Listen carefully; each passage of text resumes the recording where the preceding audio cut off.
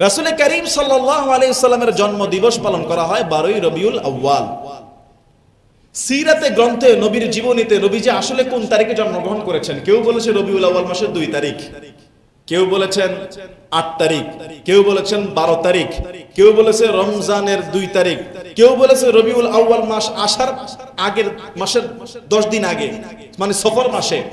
তো সিরাতের গ্রন্থরা এটা বিভিন্ন তারিখ ইতিহাস দিয়েছে, কিন্তু স্পষ্ট করে কেউ বলতে পারে না কত তারিখ রাসূল জন্ম নিয়েছে। তবে এইটা সবাই একমত, তারিখ যেইটাই হোক বারটা ছিল সোমবার। সুবহানাল্লাহ, বারটা ছিল কি, এতে কোনো সন্দেহ নাই, বার সোমবার ছিল, এটা সবাই একমত। কিন্তু রবিউল আউয়াল মাসের কোন তারিখে জন্ম নিয়েছেন সবচেয়ে বেশি মতামত পাওয়া যায় রবিউল আউয়াল মাসের 8 তারিখ। এটা হলো সবচেয়ে বেশি মতামত পাওয়া। 12 তারিখও হতে পারে, 2 তারিখও হতে পারে, 6 তারিখও হতে পারে, সফর মাস হতে পারে, রমজান মাস হতে পারে। তাহলে রাসূলুল্লাহ সাল্লাল্লাহু আলাইহি সাল্লামের জন্ম তারিখ নিয়ে এত ইখতিলাফ কেন? ইখতিলাফ এই জন্য, রাসূলের জন্মের পর থেকে রাসূলের জীবদ্দশায় যদি সাহাবা একরামরা যদি সেই রবিউল আউয়ালের জন্ম দিবস পালন করতেন, তাহলে সেই ডেট আর তারিখ নিয়ে ইখতিলাফ থাকতো। কারণ সাহাবা একরামরা করে আসতেছেন, বরং অনেক বছর পরে রাসূলের যখন জীবনী খন্ড খন্ড আকারে যখন সংগ্রহ করা হলো, তখনই তারিখ নিয়ে গোলমাল লেগে গেছে। আর বেশি গোলমাল লাগে নাই, 5-6টা মতামত আসছে। কিন্তু এটা যদি একটা ইবাদত হতো, রবিউল আউয়াল মাসের 12 তারিখ যদি একটা ইবাদতের কেন্দ্র হতো, তাহলে রমজানের শেষ বিজয় লাইলাতুল কদরের মতো ডেটটা ফিক্স থাকতো। যদি 12ই রবিউল আউয়াল একটা ইবাদতের দিবস হতো, তাহলে মুহররমের 10 তারিখ আশুরার দিবস রাসূল যেমন ইবাদত করতেন, তারিখটা ফিক্স থাকতো। যদি 12ই রবিউল আউয়াল এটা যদি জন্ম তারিখ সত্যি ইবাদতের দিন হতো, তাহলে আপনার 9ই জিলহজ আরাফার রাতের মতো, আরাফার দিনের মতো তারিখটা নির্ধারিত থাকতো। এই তারিখ নিয়ে এত মতভেদ থাকতো না, সবাই একমত হতো যে রাসূল এই দিনেই জন্মগ্রহণ করেছে, এই দিনেই ইবাদত করতে হবে। ইসলামের দৃষ্টিতে জন্ম দিবস, মৃত্যু দিবস, বিবাহ বার্ষিকী সম্পূর্ণ বেদাত, নাজায়েজ কাজ। ইসলাম এটাকে স্বীকৃতি করে না। দুঃখজনক হলো সত্য, আমাদের ভাইয়েরা যারা রবিউল আউয়াল মাসের এই ঈদে মিলাদুন নবী পালন করে, উনারা এই দিনে এমনও দৃশ্য দেখা যায়, বড় কেক বানিয়ে কেকের উপরে লেখে হ্যাপি বার্থডে টু মুহাম্মদ সাল্লাল্লাহু আলাইহি ওয়াসাল্লাম। আর একটু আসতে বলেন নাউজুবিল্লাহ। আপনাদেরকে যুদ্ধ জিহাদ করা যাবে না। আপনাদেরকে নিয়ে আপনাদের ভিতরে যদি এই বেদাত রাসূলের দ্বীনের উপরে বিকৃতির কষ্ট থাকতো, তাহলে শোনা মাত্র জোরে বলতেন নাউজুবিল্লাহ। 4-5 জন বলছে নাউজুবিল্লাহ, তার মানে ধর যা মন্দ চাহ হোক, কে কি করলো যোগ করুক নাকি। একটি স্পিড আনেন মিয়া, এখানে এখানে ঘুমানোর জায়গা না, দ্বীন শিখেন, শিখানোর জায়গা। বলেন নাউযুবিল্লাহ। বেদাতের বিরুদ্ধে, শরীয়তের কর্মকাণ্ডের অপব্যাখ্যার বিরুদ্ধে আপনাদের স্পিড কম, যার কারণে বাংলার রন্ধ্রে রন্ধ্রে বেদাত ঢুকে গেছে। শরীয়তের তৃতীয় ঈদ ঈদে মিলাদুন নবীকে সেরা ঈদ তারা বানিয়ে ফেলেছেন। ঈদে মিলাদুন নবী তারা পালন করেন, অথচ রাসূলুল্লাহ করেন নাই। রাসূলুল্লাহর নাতিরা হাসান হোসেনের কারো জন্মদিন করেন নাই। ওমর ফারুক, আবু বকর, খুলাফায়ে রাশিদিন কোন আমলে এরকম ঈদে মিলাদুন নবী পালন হয় নাই। তাহলে আসলো কোথা থেকে? রাসূল করিম সাল্লাল্লাহু আলাইহি ওয়াসাল্লামের ইন্তেকালের 450 বছর পরে, কত বছর? 450 বছর পরে শিয়ারা সর্বপ্রথম এই ঈদে মিলাদুন নবীর বেদাত চালু করে। রাসূলের জামানায় ছিল না, সাহাবা একরামদের জামানায় ছিল না, তাবেঈনদের জামানায় ছিল না, তাবেঈনদের জামানায় ছিল না। 450 বছর পরে শিয়ারা এই ঈদে মিলাদুন নবীর উদযাপন শুরু করে। সেই সূত্রে made in Bangladesh, made in India, made in Pakistan, এই এশিয়ার এই 3টাতে সবচেয়ে বেশি এই কাজটা করে। ঠিক কিনা বলেন? আচ্ছা, করে তো করে, তারপরেও যদি আমি হিসাব করি, মসজিদের শহর বলা হয় এই ঢাকাকে। এই ঢাকা শহরের 95% মসজিদে এই বেদাত নাই। আলহামদুলিল্লাহ বলেন। ধরলাম 100 মসজিদে 5 মসজিদে এই বেদাতটা করে কিনা? তাহলে 95% মসজিদ, ঢাকার রাজধানী মসজিদ নিরাপদ। আর মিডল ইস্ট, আরব ভূমি তো প্রশ্নে আসে না, ওখানে দেখলে যাওয়ার প্রশ্নে আসে না। ইন্ডিয়াতে কিছু ভাইরা করে, পাকিস্তানে কিছু ভাইরা করে। রাসূলুল্লাহ সাল্লাল্লাহু আলাইহি ওয়াসাল্লাম কখনোই তার জীবদ্দশায় বা পরবর্তীতে, এমনকি আপনারা যারা জন্মদিন করেন, জন্মদিনের বায়না ধরে ছেলে মেয়েরা বড় হলে কেন বায়না ধরে? ছোটকাল থেকে দেখে আসছেন, ছোটকাল থেকে জন্মদিন পালন না করলে, কেক না কাটলে কত পরিবার পিতামাতা যে অস্থির হয়ে যায়। আর এই জন্মদিনের অভ্যাস করতে করতে ওই ছেলে মেয়েরা বড় হলে তারা কোনো এক জন্মদিন যদি পিতামাতা নাও করে, গিফট না করে, সে মনে হয় যেন পৃথিবীর বিশাল একটা কিছু হারায় ফেলছে। সম্পূর্ণ বেদাত, সম্পূর্ণ শরিয়া বিরোধী কাজ। জন্মদিবস, মৃত্যু দিবস, গত বছর অমুক তারিখে আমার বাপ মারা গেছে, আজকে আবার এই তারিখে আমার বাপের মৃত্যুকে স্মরণ করলাম। বেদাত, নিকৃষ্ট কাজ। কেন আপনি এক বছর পরে স্মরণ করবেন? প্রত্যেক দিন স্মরণ করবেন, প্রত্যেক সপ্তাহে, প্রত্যেক মাসে দোয়া করবেন। এক বছর পরে একটা ফর্মালিটি করে একটা স্লিপ খতিব সাহেবকে লিখে দিয়ে কিছু হাদিয়া তোহফা দিয়ে এক বছর পরে, হুজুর আমার বাপের মৃত্যু দিবস, আমার ভাইয়ের মৃত্যু দিবস, একটু দোয়া করে দেন। কে শিখেছে আপনাকে এই সিস্টেম? পারলে প্রত্যেক মাসে দোয়া করেন, না পারলে দোয়া করাতে চাইলে প্রত্যেক সপ্তাহে করান, প্রত্যেক মাসে করান, বছরে একবার। এগুলো জায়েজ নাই। এরপরে বিবাহ বার্ষিকী, অ্যানিভার্সারি করে প্রতি বছর বিবাহ বার্ষিকী, এই দিনে বিবাহ হয়েছে, ইসলামের মধ্যে নাই। কেন আপনি খামোখা এই কাজগুলোতে সময় নষ্ট করতেছেন? আপনার মন চেয়েছে, আপনার বিবেকে নিয়ে আপনি ঘুরেন, খাওয়া দাওয়া করেন, আয়োজন করেন। ফিক্সড ডেতে একটা বার্ষিকী, একটা দিবস পালন করতে হবে। রাসূলুল্লাহর দ্বীনের বাইরে চলে গেলেন, ইসলামের উপর আঘাত করলেন, 100 জন মানুষকে দাওয়াত করে খাওয়ালেন, তারাও নতুন একটা কালচার শিখলো, তারাও উজ্জীবিত হলো। তাহলে আমার ছেলের জন্মদিন করব, আমার বাবার মৃত্যুবার্ষিকী করব, আমার স্ত্রীকে আমি বিবাহ বার্ষিকী করব। আপনি বেদাত চালু করছেন, বেদাত প্রচার করছেন। এরপরে মানুষের মৃত্যুর পরে আপনার 4 দিনা করে নাকি, 3 দিনা 4 দিনা করে, 40 করে, কুলখানি করে। রাসূলুল্লাহ করেন নাই, সাহাবা একরামরা করেন নাই, তাবেঈনরা করেন নাই। ইসলামের দৃষ্টিতে এগুলি কোনো জায়েজ নাই। এবং এই সমস্ত দাওয়াত যারা খাবে, কোন কোন মুফতি সাহেবরা, ওলামা একরামরা বলেছেন, এরকম বেদাতি আয়োজনে দাওয়াত যারা খাবে, আল্লাহ তাদের আকলকে কমায় দিবে, তাদের ব্রেইন শক্তির লোপ পাবে। এই সমস্ত অপসংস্কৃতি, বেদাত, এই সমস্ত খাওয়া দাওয়া খেলেও আপনার ব্রেইন কমে যাবে, স্বাস্থ্য অসুস্থ হয়ে যাবে। বলে হুজুর আমার পিতা মাতা মারা গেছে, আমাকে তো কিছু করতে হবে। হ্যাঁ, আরবের মধ্যে আমি দেখেছি, বাবা মা মারা গিয়েছে, গাড়ি ভর্তি করে খাবার নিয়ে আস্তে করে রাস্তার পাশে দাঁড়িয়ে মুসাফিরদেরকে, গরিবদেরকে দেওয়া শুরু করছে। আপনার বাবা মা মারা গেছে, আপনি কেন 3 দিন 4 দিনের দিনই করতে হবে? আপনি ওই দিন থেকে করেন, অথবা 10তম দিনে করেন, মন ভালো হইলে 15 দিন পরে থেকে করেন, টাকা হলে 1 মাস পরে থেকে করেন। গরিবদেরকে খাবার দেন, মসজিদে টাকা দেন, এতিমখানায় খাবার দেন, টাকা দেন। আপনাকে নির্দিষ্ট 4 দিনা, 40, 1 বছর পরে কুলখানি, এগুলি সম্পূর্ণ বেদাত। আর এই সমস্ত অনুষ্ঠানে আমাদেরকে দাওয়াতও দিবেন না। আর এইভাবে 1 বছর পরে স্মরণ করে দোয়াও চাইবেন না। স্পষ্ট, দোয়া যদি করতে মন চায়, চাইতে মন চায়, আপনি যে কোনো সময় চাইবেন, মাথা নাই। আপনার বাবা মার কথা মনে হয়েছে, আজকে খারাপ লাগতেছে, আপনি স্লিপ দেন, হাদিয়া লাগবে না, দোয়া করে দিব। কিন্তু 1 বছর পরে ফিক্সড, আজকে মরহুমকে স্মরণ করে দোয়া, এগুলি ফাইজলামি। বরং আপনি প্রত্যেক দিন দোয়া করেন পিতা মাতার জন্য, ভাই বোনের জন্য, আত্মীয় স্বজনের জন্য, নানানের জন্য, জিয়ারত করেন যখন মন চায়। কিন্তু 40, 4 দিনা কুলখানি ইসলামের সাথে কোনো সম্পর্ক। তবে আপনি আপনার পিতা মাতার নামে মানুষকে খাওয়াতে পারবেন, আপনার পিতামাতার নামে মসজিদে, মাদ্রাসায় দান সদকা করতে পারবেন। আরবরা এটা বেশি করে, তার বাবা মারা গেছে, 500 প্যাকেট বিরিয়ানির প্যাকেট সুন্দর মতো করে মার্কেটে, গাড়িতে, ধনী গরিব সবাইকে দিচ্ছে, তার পিতামাতার নামে খাওয়াচ্ছে। এটা কোনো ফিক্স দিনে করে না, যে কোনো দিনে করতে পারে। তাহলে আপনি বেদাত থেকে মুক্ত হলেন এবং আপনার পরিবারের জন্য, মৃত মানুষের জন্য কিছু একটা করলেন, মানুষকে খাওয়ালেন, সদকা করলেন, বিভিন্ন জায়গায় দিলেন। তবে আবার ভুলে মাজারে মানত করবেন না।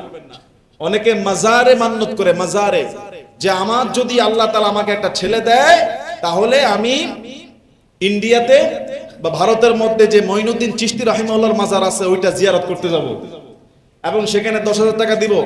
শাহজালাল রহমতুল্লাহর মাজারে একটা খাসি দিব। নাউজুবিল্লাহ বলবেন না?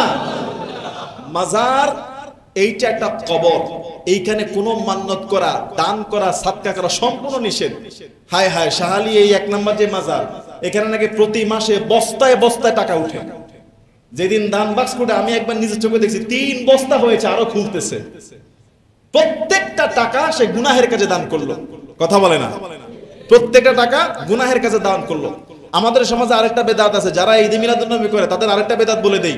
তাদের আরেকটা বেদাত হলো, জানাজার নামাজের পরে অবশ্যই দোয়া করতে হবে। জানাজার নামাজ শেষ, হাত তুলে দোয়া করতে হবে সবাইকে নিয়ে, না করলে নাকি জানাজা অসম্পূর্ণ। নাউজুবিল্লাহ বলেন। সম্পূর্ণ বেদাত, ইসলামের সাথে এর কোনো সম্পর্ক নাই। তাদের আরো কিছু বেদাত বলি। উনারা রাসূল করিম সাল্লাল্লাহু আলাইহি সাল্লামকে হাজের নাজের মানে। হাজের নাজের বুঝেন? উনারা বলে যে রাসূল পৃথিবীর সর্ব জায়গায় উপস্থিত এবং সচক্ষে দেখতেছেন। ওনারা মনে করেন বাংলাদেশের বেদাত, বড় বড় মাদ্রাসার প্রিন্সিপালরা, মুফতি সারা, মুহাদ্দিসরা চ্যানেল আইতে, মাই টিভিতে বসে বয়ানও করে। এবং চিটাগং যারা আছে, আপনারা এটা অজানার কিছু না। চিটাগং, কুমিল্লা, ব্রাহ্মণবাড়িয়া, লাকসাম, নোয়াখালী, চাঁদপুর, সৈয়দপুর, দিনাজপুরে কিছু আছে। অন্যান্য অঞ্চলে কি অবস্থা আমি জানি না, আর বেশিরভাগ অঞ্চল ভালো আলহামদুলিল্লাহ। এই সমস্ত বেদাত করে যে রাসূল নাকি গায়েব জানেন, অদৃশ্যের খবর জানেন, এগুলি আমি ব্যাখ্যা দিব ইনশাআল্লাহ। ওনাদের যে বেদাত যে রাসূল উপস্থিত এবং সবকিছু দেখতেছেন, রাসূল অদৃশ্যের খবর জানেন, রাসূল হলেন নূরের তৈরি, রাসূল করিম সাল্লাল্লাহু আলাইহি ওয়াসাল্লামের কোনো ছায়া নেই। ওনাদের এই সমস্ত দলিল ওনারা দিয়ে থাকে। অথচ দেখুন ওনারা যে এক নাম্বার বলে যে রাসূল নূরের তৈরি, দলিল কি? সূরা মায়েদার একটা আয়াত বলে, সূরা মায়েদার সম্ভবত 15 নম্বর আয়াত ওনারা দলিল দেয়, কদ জাআকুম মিনাল্লাহি নূরু ওয়া কিতাবুম মুবিন। কদ জাআকুম মিনাল্লাহি, আল্লাহ তাআলার পক্ষ থেকে আসছে নূর ও কিতাব। তো নূর ওয়া কিতাবুম মুবিন, নূর আর কিতাব আসছে, স্পষ্ট কিতাব আসছে, এটা দলিল। যে নূরটা কি? ওনারা বলতেছে এই নূর হলো রাসূল, এই নূর রাসূল। আর এখানে ব্যাখ্যা করা হয়েছে প্রকৃত যে আল্লাহর পক্ষ থেকে নূর মানে হলো হেদায়েতের আলো, আর স্পষ্ট কিতাব এসেছে। আর ওনারা এই নূরকে বলতেছে রাসূল, যে নূরের তৈরি, এটা তার প্রমাণ। তাহলে রাসূল কি আসলে নূরের তৈরি? সূরা কাহাফের শেষ নম্বর আয়াতে চলে যাই। সূরা কাহাফ শেষ নম্বর আয়াতে স্পষ্ট আল্লাহ বলেছে, ও নবী আপনি বলে দেন, কুল, ও নবী আপনি বলুন, ইন্নামা আনা বাশারুম মিসলুকুম, আমি তোমাদের মতো একজন মানুষ। ইউহা ইলাইয়া, আমার কাছে ওহী আসে। ইউহা ইলাইয়া, আমি তোমাদের মানুষ, তবে আমার কাছে কি আসে? ওহী আসে, তোমাদের কাছে আসে না। এটা আয়াতের মধ্যে বোঝানো হয়েছে। তো রাসূল করিম সাল্লাল্লাহু আলাইহি ওয়াসাল্লাম যে মানুষ, তাই বলে কি আমাদের মতো সাধারণ মানুষ? এটাও বুঝতে হবে যে রাসূলুল্লাহ মানুষ ঠিক আছে, কিন্তু আমার আপনার মতো সাধারণ মানুষ না। উনি হলেন শ্রেষ্ঠ আদর্শের মুহাম্মদুর রাসূলুল্লাহ সাল্লাল্লাহু আলাইহি ওয়াসাল্লাম। ফোনের মূল কাজ কি? কথা বলা। একটা ফোন আপনি 700 টাকা দিয়েও পাবেন, যেটা দিয়ে আপনি গোটা বিশ্বে কথা বলতে পারবেন। একটা বাটন ফোন, এটাও ফোন। আবার 2 লক্ষ টাকা দিয়ে আপনি S24 আলট্রা স্যামসাং, 2-2.5 লক্ষ টাকা দিয়ে আপনি আইফোন 15 প্রো ম্যাক্স কিনতে পারেন। তাহলে 2.5 লক্ষ টাকা যেটা ফোন, সেটাও ফোন, আর 700 টাকার বাটন ফোন, সেটাও ফোন। কথা কি বুঝতে পেরেছেন? দুইটা দিয়ে গোটা বিশ্বে কথা বলা যায়। আমরাও মানুষ, কিন্তু রাসূল করিম আমাদের মতো মানুষ নয়। তিনি হলেন শ্রেষ্ঠ আদর্শের, তিনি মানুষ, তবে তার উচ্চতা, তার মর্যাদা, তার গুণাবলী অনেক উপরে, যেটা সারা বছর রাসূলুল্লাহর ক্যারেক্টার, চরিত্র নিয়ে আলোচনা করলো শেষ করা সম্ভব হবে। কেননা রাসূলুল্লাহর চরিত্রের সার্টিফিকেট স্বয়ং কোরআনে দিয়েছেন কে? সূরা কলম 29 নম্বর পারা 3 নম্বর আয়াত, ওয়া ইন্নাকা লাআলা খুলুকিন আযীম, আমি আপনাকে করেছি সবচাইতে শ্রেষ্ঠ খুলুক, মহা চরিত্রের অধিকারী। সুবহানাল্লাহ। রাসূল যে মহা চরিত্রের অধিকারী, কোরআনে এটা সার্টিফিকেট দিচ্ছেন কে? আল্লাহ। তাহলে রাসূল মানুষ ঠিক আছে, তাই বলে আমাদের মতো সাধারণ কোনো মানুষ নয়। কিন্তু ওরা বলে যে রাসূলকে মানুষ বলে আমরা নাকি অসম্মান করছি, বরং রাসূল নূরের তৈরি। আর নূরের আসলে নূরের তৈরি কারা? ফেরেশতারা। আসলে নূরের তৈরি কারা? ফেরেশতারা। ফেরেশতাদের কি বিবাহ শাদী আছে? ছেলে মেয়ে আছে? তাহলে নূরের তৈরির বৈশিষ্ট্য হলো ছেলে মেয়ে নাই, বিবাহ শাদী নাই। তো রাসূল যদি নূরের তৈরি হন, উনি তো বিবাহ শাদী করেছেন, সংসার করেছেন, ছেলে মেয়ে ছিল। কথা বলে না।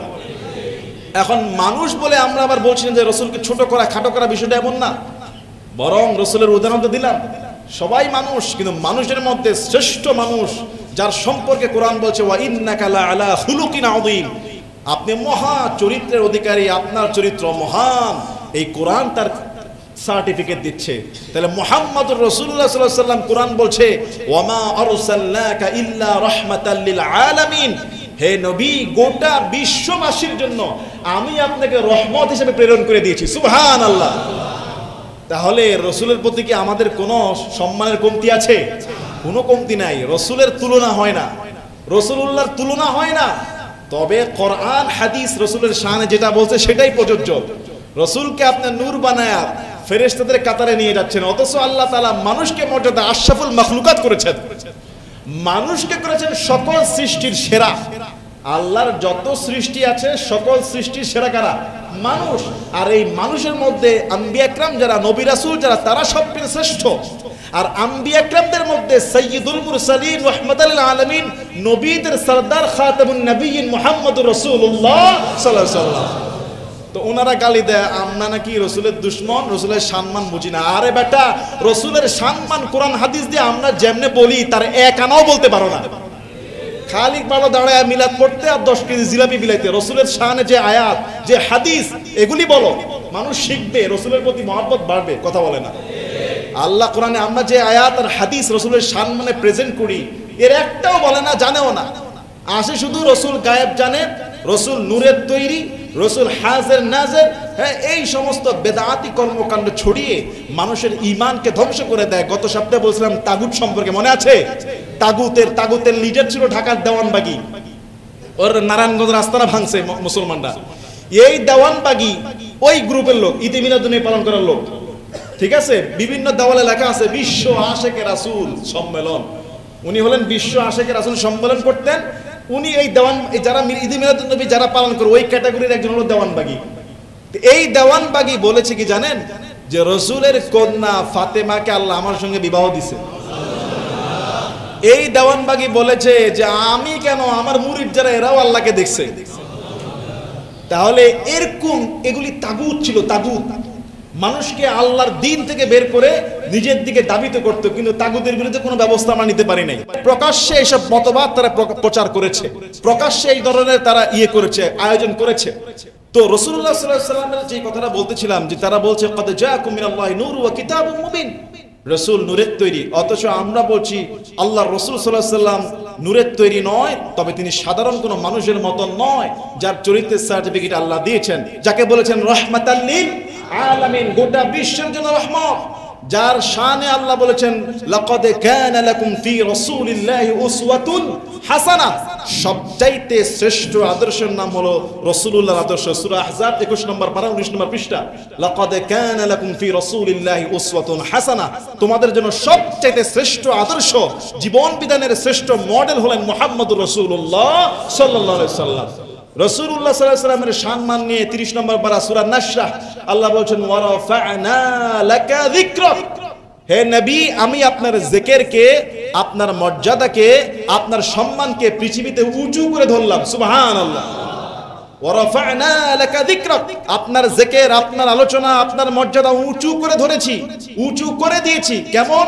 যেমন আজানের মধ্যে আল্লাহু আকবার এর আজান শুরু হয়, সেই আজানের ভিতরে আশহাদু আন্না মুহাম্মাদুর রাসূলুল্লাহ নামটা আছে না নাই? তারপরে ইকামতের মধ্যে নামটা আছে না নাই? আল্লাহর নাম যেখানে, রাসূলুল্লাহর নাম, এবং প্রত্যেকটা ইবাদতে রাসূলুল্লাহর শান মানকে আল্লাহ তাআলা অ্যাটাচ করে দিয়েছেন। নামাজের মধ্যেও রাসূলুল্লাহর নাম আছে। কোথায় কোথায় বলেন? বৈঠকে কোথায়? দুরূদ শরীফ পড়ি না? আল্লাহুম্মা সাল্লি আলা মুহাম্মাদ ওয়া আলা আলি মুহাম্মাদ। কত দোয়া! হে আল্লাহ, মুহাম্মাদের উপরে সালাত রহমত প্রেরণ করুন। শুধু মুহাম্মাদের উপরে নয়, ওয়া আলা আলি মুহাম্মাদ, মুহাম্মাদের পরিবারের যত সদস্যবর্গ আছে এদের উপরও আপনি রহমত নাজিল করেন। সুবহানাল্লাহ বলেন না? তাহলে নামাজের বৈঠকেও আল্লাহ তাআলা রাসূলুল্লাহর প্রতি কি দোয়া শিখিয়ে দিয়েছেন, ওয়া রাফা'না লাকা যিকরাক। রাসূলুল্লাহর শান মানকে আল্লাহ তাআলা উঁচু করে দিয়েছেন, রাসূলুল্লাহর মর্যাদাকে আল্লাহ বহুগুণে বাড়িয়ে দিয়েছেন। রাসূলুল্লাহর মর্যাদা আমি আপনি চাইলেও কমাতে পারবো না, সেই মর্যাদা সম্মান দিয়েছেন কে? তবে আল্লাহ যেই সম্মান দিয়েছেন, যদি আমরা রাসূলুল্লাহর সম্মানকে, এটাকে যদি আমরা এমন পর্যায়ে নিয়ে যাই যেটা হয়ে যায় শিরক, যেমন সব জায়গায় দেখার ক্ষমতা, থাকার ক্ষমতা একজনের, তিনি কে? আল্লাহ চাইলে তিনি যে কোনো জায়গায়, সব জায়গায় তার কন্ট্রোলে আছে, ঠিক কিনা বলেন? মা আয়েশা সিদ্দিকা রাদিয়াল্লাহু, এই যে তারা বলে হাজির নাজির, কি দলিল দেয়?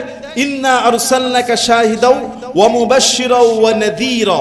তারা দলিল দিচ্ছে যে কোরআন সূরা আহজাব 22 নম্বর পারা 3 নম্বর পৃষ্ঠা, তারা দলিল দিচ্ছে যে ইন্না আরসালনাকা শাহিদা, হে রাসূল আমি আপনাকে প্রেরণ করেছি সাক্ষী হিসাবে, ওয়া মুবাশশিরা ওয়া নাযীরা, সুসংবাদদাতা হিসাবে, সতর্ককারী হিসাবে। রাসূলকে আল্লাহ বলছে হে নবী আমি আপনাকে এই পৃথিবীতে সুসংবাদ হিসাবে পাঠিয়েছি, সুসংবাদ দেওয়ার জন্য, সতর্ককারী হিসেবে পাঠিয়েছি, মানুষকে সতর্ক করার জন্য। এই সতর্ক শব্দ থেকে তারা দলিল দেয় মানুষকে সতর্ক করার জন্য ওই জায়গায় উপস্থিত থাকা এবং দেখা নাকি সত্য। নাদিরা মানে কি সতর্ক করা, ঠিক আছে, রাসূল তো সতর্ক করে দিয়েছেন, রাসূলুল্লাহ যে হাদিস এগুলো তো সতর্ক বার্তা, ঠিক কিনা বলেন? এই যে মান আহদাসা, যে শরীয়তের মধ্যে যে নতুন দিন ঢুকায়, এই দিন যেটা শরীয়তে অ্যাকসেপ্ট করে না, এটা প্রত্যেকগত, কিন্তু তারা এটাকে অপব্যাখ্যা করে যে নাজিরা, রাসূলকে আল্লাহ সতর্ককারী বলেছেন, আর সতর্ককারী হওয়ার জন্য ওই জায়গায় নাকি উপস্থিত থাকা শর্ত, ওই জায়গায় নাকি দেখা নাকি শর্ত, এই কথাটা তারা বলেন। শুধু তাই না, তারা বলেন তারা যে মিলাদ পড়েন, মিলাদ দাঁড়িয়ে দাঁড়িয়ে মিলাদ পড়েন, দাঁড়িয়ে দাঁড়িয়ে বলে না ইয়া নবী সালামু আলাইকা, বলে কিনা? এই দাঁড়িয়ে মিলাদ যে পড়ে, কেন পড়েন? বলতেছে রসুলকে দাঁড়িয়ে সম্মান করছি, রসুলকে দাঁড়িয়ে সম্মান করছি, রসুল এখানে হাজির হয়ে গেছে, নাউজুবিল্লাহ বলেন। তো রসুল যদি এখানে হাজির হয়ে যায়, আমাকে যদি দাঁড়িয়ে মিলাদ পড়তে হয়, তো ঠিক আছে, রসুল যদি সত্যি এখানে হাজির হয়, দেখা যায় বা জানা যায়, নিশ্চিত হওয়া যায়, দাঁড়াতে কোনো সমস্যা নাই। কিন্তু রসুল তাহলে গেলেন কখন যে আপনি মিলাদ শেষে বসে গেলেন? কি কথা বলেন না কেন? রসুল হাজির হয়েছে, আপনি সম্মানে দাঁড়ালেন, পরে যাবার বসলেন, রসুল গেলেন কখন? নাকি রসুলকে রেখে আপনি বসে গেলেন? কোন যৌক্তিকতা আছে? কোনো যৌক্তিকতা নাই। সাহাবা একরামরা করেন নাই, তাবে একরামরা করেন নাই, রসুল বলেন নাই। ইভেন রসুলের মজলিসে, সাহাবা একরামদের মজলিসে রসুল যখন আসতেন, এমন হাদিস আছে, একবার সাহাবা একরামরা দাঁড়িয়ে গিয়েছিল, রসুল বলছেন যে আপনার কিসরা কাসরা, তারপর পারস্য, ওদের বাদশার মতো আমাকে দাঁড়িয়ে এইভাবে মাথা জোকু করে সম্মান করবে না। এরপর থেকে রসুল যখন কোনো মজলিসে আসতেন, কোনো সাহাবা একরামরা দাঁড়াতেন না। তো রসুলের জীবদ্দশা রসুল শিখিয়ে দিয়েছেন, আর এখন তারা বলছে যে আমরা দাঁড়াই, রসুল এখানে হাজির উপস্থিত এবং রসুল দেখেন। বলেন না নাউযু বিল্লাহি মিন যালিক। মা আয়েশা সিদ্দিকা রাদিয়াল্লাহু তাআলা আনহা তিনি বলেন, ক্বালাত মান জামা আন্না মুহাম্মাদান সাল্লাল্লাহু আলাইহি ওয়াসাল্লাম রাআ রাব্বাহু ফাকাদ আযমা আলা আল্লাহিল ফিরিয়াহ। যে ব্যক্তি মনে করে যে রাসূল সাল্লাল্লাহু আলাইহি ওয়াসাল্লাম আল্লাহ তাআলাকে স্বচক্ষে দেখেছেন, এটা মুসলিম শরীফের হাদিস, তিরমিজি শরীফের হাদিস, যে ব্যক্তি মনে করে যে রাসূল আল্লাহকে দেখেছেন, সে আল্লাহর প্রতি বড় মিথ্যা আরোপ করলো। কেন? সূরা আনআমের 103 নম্বর আয়াতে আল্লাহ বলেছেন লা তুদরিকুল আবসার, কোন চক্ষু আল্লাহকে দেখতে পারে না। এই জীবদ্দশায় কোন চক্ষু আল্লাহকে দেখতে পারে না। ওয়া হুয়া ইউদরিকুল আবসার, বরং সকল দৃষ্টি আল্লাহর আয়াতের মধ্যে রয়েছে। ওয়া হুয়াল লাতীফুল খবীর, তিনি সূক্ষ্মদর্শী, তিনি সূক্ষ্ম জ্ঞান রাখেন। ওয়া মান জামা আন্নাহু ইখবিরু বিমা ইয়াকুনু ফি গাদিন, যে ব্যক্তি মনে করে যে রাসূল গায়েব জানে, অদৃশ্যের সংবাদ জানে, ফাকাদ আ'যামা আলা আল্লাহিল ফিরিয়াহ, সে আল্লাহর প্রতি মিথ্যা আরোপ করলো। একমাত্র গায়েবানা অদৃশ্যের সংবাদ জানার মালিক কে? আল্লাহ। তো আল্লাহু ইয়াকুল, আল্লাহ বলছে কুল্লা ইয়ালামু মান ফিস সামাওয়াতি ওয়াল আরদিল গায়বা ইল্লাল্লাহ। সূরা নামলের 65 নম্বর আয়াতে আল্লাহ বলছে, হে নবী আপনি বলেন আসমান আর জমিনের ভিতরে যা আছে এই অদৃশ্যের খবর আল্লাহ ছাড়া আর কেউ জানে? আল্লাহ ছাড়া কেউ জানে না। আল্লাহ সমস্ত গায়েবের মালিক। এরকম কোরআনে আয়াত আছে 8-10টা, সময়ের অভাব আমি সবগুলি পড়বো না, 8-10টা আয়াত আছে। আচ্ছা, এখন তারা দলিল দেয় যে রাসূল কারীম সাল্লাল্লাহু আলাইহি ওয়াসাল্লাম যদি গায়েব নাই জানতেন, তাহলে তিনি একদিন দেখলেন যে কবরের ভিতরে 2টা মানুষের আযাব হচ্ছে, খেজুরের ডাল রোপণ করে দিলেন। রাসূলুল্লাহ সাল্লাল্লাহু আলাইহি ওয়াসাল্লাম যদি গায়েব নাই জানতেন, তাহলে তিনি বদরের যুদ্ধের আগের রাতে বলে দিলেন কালকে এখানে আবু জাহেল মরবে, এখানে উতবা মরবে, সুফিয়ান, এরকম বলে দিয়েছে, অগ্রিম বলে দিয়েছে। রাসূলুল্লাহ যদি গায়েব নাই জানতেন, তাহলে এই কথাগুলো আগে ভাগে কিভাবে বললেন? সূরা হুদ 49 নম্বর আয়াতের জবাব আল্লাহ দিয়েছে, তিলকা মিন আম্বাইল গায়বি নুহিহা ইলাইক, এই সমস্ত গায়েবের সংবাদ নুহিহা ইলাইক, ও নবী আমি আপনাকে বলে দেই। এই সমস্ত গায়েবের সংবাদ আমি আপনাকে ওহী আকারে জানিয়ে দেই। তার মানে নবীজি যে সংবাদটা দিচ্ছেন অগ্রিম, কোন কোন জায়গায় যেগুলি দিয়েছেন, এগুলিও এই গায়েবের, আমার আপনার কাছে গায়েবের সংবাদ, কিন্তু গায়েবের এই সংবাদটা ওহী আকারে নবীকে জানিয়ে দিয়েছেন কে? আর রাসূল সাল্লাল্লাহু আলাইহি ওয়াসাল্লাম যে কিছু কিছু গায়েবের সংবাদ, অদৃশ্য সংবাদ বলে দেওয়া, এটা রাসূলুল্লাহ ইলমে গায়েবের অধিকারী, এটা প্রমাণ করে না, বরং এটা নবীদের শান এবং এটা মুজিজা।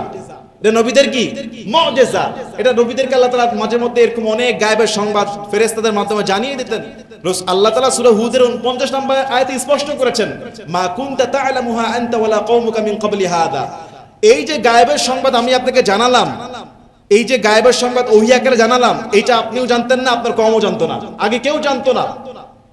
রাসূলুল্লাহ সাল্লাল্লাহু আলাইহি ওয়াসাল্লাম যদি গায়েবের সংবাদ জানতেনই 100% A to Z, তাহলে মা আয়েশা সিদ্দিকা রাদিয়াল্লাহু আনহাকে যখন কাফেররা তহমত দিল, অপবাদ দিল, যে মা আয়েশা সিদ্দিকা রাদিয়াল্লাহু আনহার ব্যাপারে সূরা নূরের মধ্যে আসছে যে উনাকে অপবাদ দেওয়া হয়েছে, একটা খারাপ ট্যাগ লাগানো হয়েছে, রাসূলের স্ত্রী আয়েশা, উনার ব্যাপারে খারাপ মন্তব্য এলাকার মধ্যে ছড়িয়ে পড়লো। রাসূল যদি গায়েব জানতেন, তাহলে কি সঙ্গে সঙ্গে এটা প্রতিকার করতে পারতেন? তার কাছে তো খবর আছে, কিন্তু তা না হয়ে তিনি 1 মাস পেরেশান ছিলেন, 1 মাস তিনি কষ্টে ছিলেন। রাসূলুল্লাহ সাল্লাল্লাহু আলাইহি ওয়াসাল্লাম 1 মাস কষ্টে ছিলেন। তার মানে হুজুর সব গায়েব খবর জানে না। একমাত্র গায়েবের খবর এটা না জানা, এটা ওনার সম্মানের কমতি না, বরং একমাত্র গায়েবের অধিকারী একজন তিনি কে? আল্লাহ তাআলার এটা বিশেষ সিফাত। একমাত্র সমস্ত সংবাদ জানে আল্লাহ তাআলা। তাহলে আল্লাহ তাআলার এই বিশেষ সিফাত যদি রাসূলকে সম্মান করতে গিয়ে রাসূলের শানও আপনি এটা লাগায় দিলেন, আপনি শিরক করলেন। কথা বলে না? রাসূলের সম্মানকে বাড়াতে গিয়ে আপনি আল্লাহ তাআলার বিশেষ যে ক্ষমতা, স্পেশাল যে সুপ্রিম পাওয়ার, এইটা আপনি আরেকজনকে মনে করতেছেন, রাসূলকে মনে করতেছেন। আপনি আল্লাহর ক্ষমতা নিয়ে টানাটানি করলেন, আল্লাহর প্রতি জুলুম করলেন। এটা কি ঠিক হবে? অবশ্যই রাসূলের সম্মান ইজ্জত সবচেয়ে বেশি, কিন্তু তাই বলে এটা করা যাবে না যে রাসূলকে আল্লাহর ক্ষমতার আসনে বসিয়ে দেওয়া, এইটাই বেদাতীরা করে। কথা কি ক্লিয়ার কিনা বলেন? রাসূল যদি গায়েব জানতেন তাহলে একটা চুরির ঘটনায় সূরা নিসার বর্ণনা অনুযায়ী শানে নুজুল এসেছে, সূরা নিসার এক আয়াতের শানে নুজুল এসেছে, চুরির ঘটনায় মামলা আসলো। কে চোর? প্রকৃত চোর ছিল মুসলিম, নিরপরাধ ছিল ইহুদি।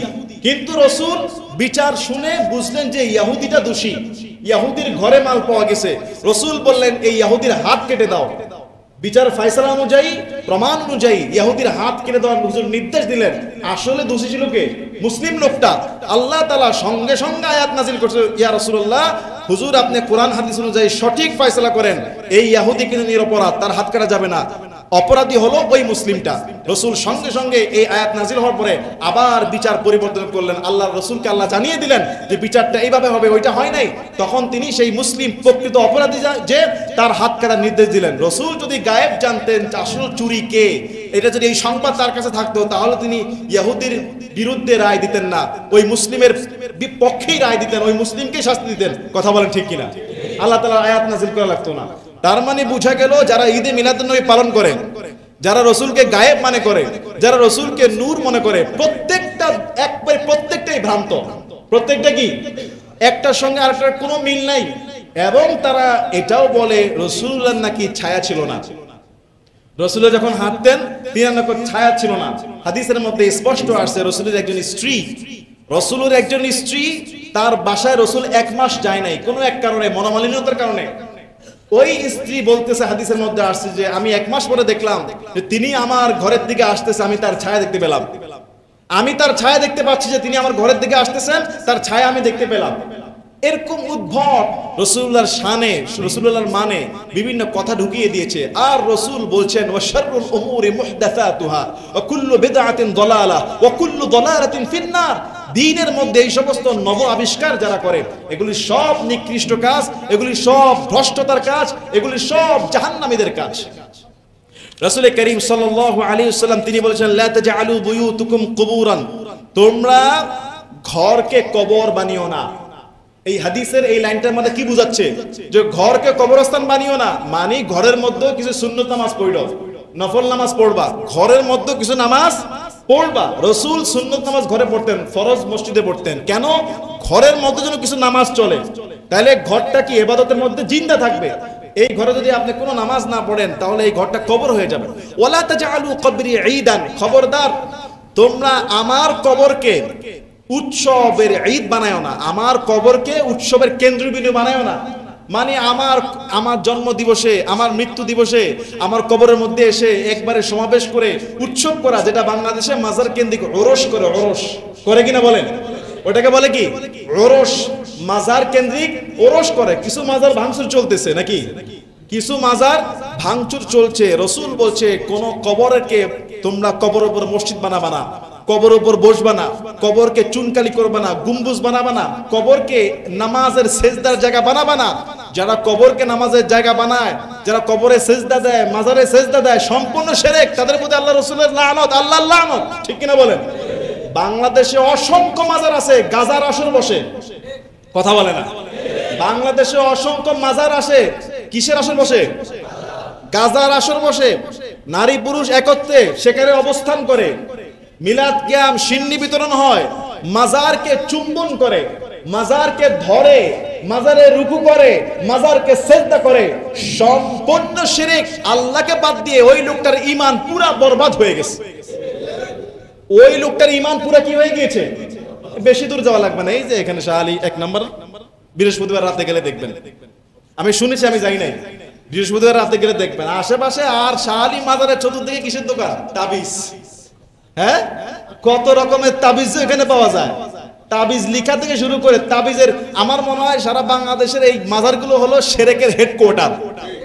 শিরকের হেডকোয়ার্টার। মাজারের ভিতরে যিনি আছেন, মাজারে যিনি শায়িত আছেন, শাহজালাল রাহিমাহুল্লাহ, শাহপুরান রাহিমাহুল্লাহ, ওনারা নিঃসন্দেহে আল্লাহর ওলি। আমরা ওলিদেরকে ভালোবাসি, আবার ওরা বলে যে ওলি বিরোধী। মাজারের বিরুদ্ধে বলে মানে কি, ওলি বিরোধী। বুজুর্গ আলেম ওলামা অবশ্যই ভালো, তারা কোনোদিন বলে না যে আমি মারা গেলে আমার মাজারকে কেন্দ্র করে নাচানাচি করবা, ঢোল বাজাবা, গাজার আসর বসাবা, নারী পুরুষ মিলা বিভিন্ন জায়গা থেকে আসবা, এখানে সেজদা করবা। কোনো ওলিকে এরকম বলেছে? কোন আউলিয়া কেরাম এরকম বলে?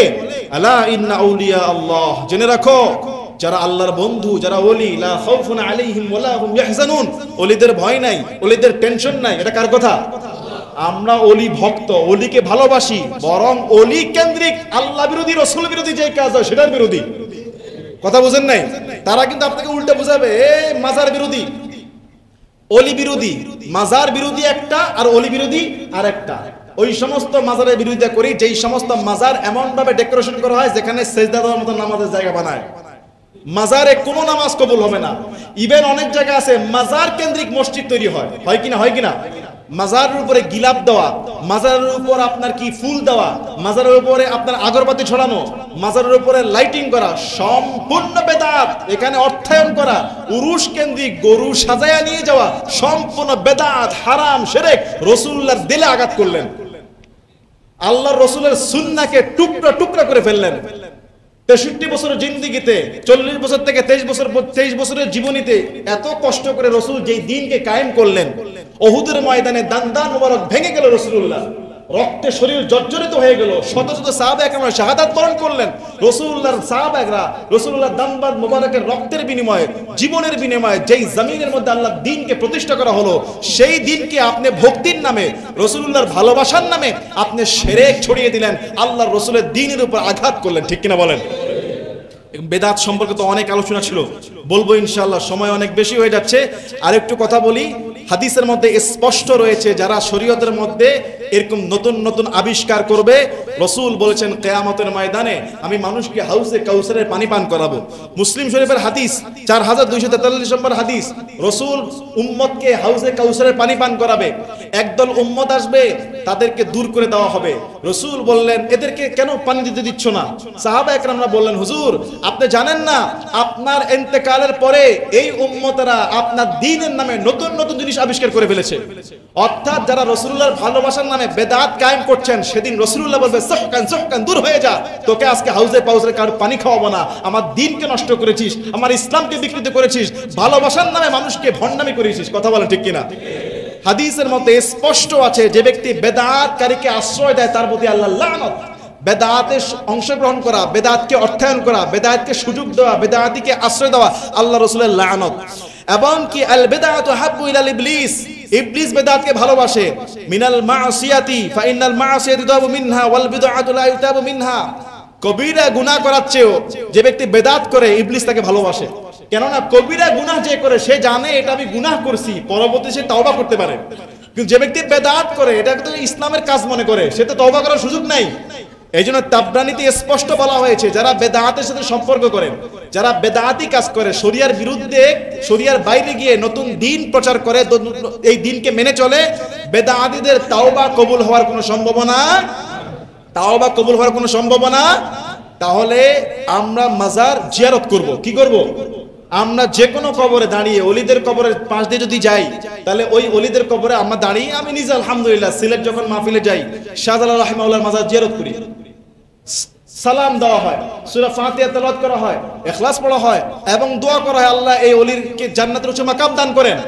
নাকি বলবো এই আল্লাহ এই ওলির ওসিলায় আমাকে নিরাপদে ঢাকায় পৌঁছায় দিয়েন, এই ওলির কাছে আল্লাহ ওলি আপনার কাছে আসছি, একটু আপনাকে খাজা একবারে আপনি আমার ভান্ডারকে ভরে বরকত দান করে দিয়েন, এটা বলা যাবে নাকি? হ্যাঁ, আপনার ওলির উসিলাও চাইতে পারেন যে আল্লাহ উনার উসিলায় আপনি আমাকে কিছু দেন যদি উনি ভালো মানুষ হয়ে থাকে। কিন্তু উনি কি আসলেই ভালো না মন্দ, জান্নাতি না জাহান্নামী, সে যেই হোক, মৃত্যুর পরে কেউ নিষেধ করে বলা যাবে? হ্যাঁ, ব্লুক মুখে তিনি অলি, ভালো মানুষ, বুজুর্গ, কিন্তু কোন মানুষের এই অথরিটি নাই যে এটা বলা সে জান্নাতি। কোন মানুষের এই অথরিটি নাই কোন মানুষকে বলা যে সে জাহান্নামী। তবে যারা অমুসলিম তাদের ব্যাপারে ভিন্ন, তারা জাহান্নামী। অমুসলিমরা মারা গেলে কি জাহান্নামী। এখন যদি কাবার ইমাম মারা যায়, কেউ এটা বলতে পারবে না সে নিশ্চিত জান্নাতি, কাবার ইমাম ছিল, বলার কোনো অধিকার আছে? কে জান্নাতি কে জাহান্নামী এটা আমরা বলতে পারি না। বরং আমরা ওলিদের কবরের পাশে গিয়ে দোয়া করবো, আল্লাহ যেন তাকে মাফ করে দেয়, তার ভুল ত্রুটি যেগুলো ক্ষমা করে দেয়, আল্লাহ যেন তার মর্যাদা বাড়িয়ে দেয়। কিন্তু তার কাছে সন্তান চাওয়া, তার কাছে চাকরি চাওয়া, তার কাছে ব্যবসা চাওয়া, তার কাছে হালাল জিনিস চাওয়া, আপনি আল্লাহর আসনে তাকে বসায় দিলেন, মারাত্মক আল্লাহর ক্রোধের শিখ, আল্লাহকে ক্রোধান্বিত করলেন, শিরক করলেন। চাইতে হবে কার কাছে? তাহলে চাওয়ার দরবার যেটা, সেইটা যদি ওলিকে বসায় দেন তাহলে শিরক হলো। কি হলো? অথচ আপনি মনে করতেছেন কত ভালো কাজ করলাম আমি, ওলিকে সেজদা দিলেন, কত ভালো কাজ করলাম, ঈদে মিলাদুন নবী জুলুস করতেছি, কত ভালো করলাম, নবীর সম্মানে দাঁড়িয়ে মিলাদ করতেছি, রসুলকে সম্মান দিয়ে কত ভালো কাজ করলাম। তার মানে এই লোকের তওবা করার কোনো সম্ভাবনা নাই। আমি কিন্তু ওলি আল্লাহদেরকে ভালোবাসি, বুজুর্গদেরকে ভালোবাসি, রসুলকে ভালোবাসি, তবে দ্বীনের বাইরে যাওয়া যাবে না। এটা আপনাকে জানতে হবে, গবেষণা করতে হবে। এবং গোটা পৃথিবীর 90-95% মানুষ আলহামদুলিল্লাহ এই যে বেদাত উপমহাদেশ কেন্দ্রিক মিড ইন বাংলাদেশ, এই বেদাত থেকে মুক্ত আছে, বলে আলহামদুলিল্লাহ।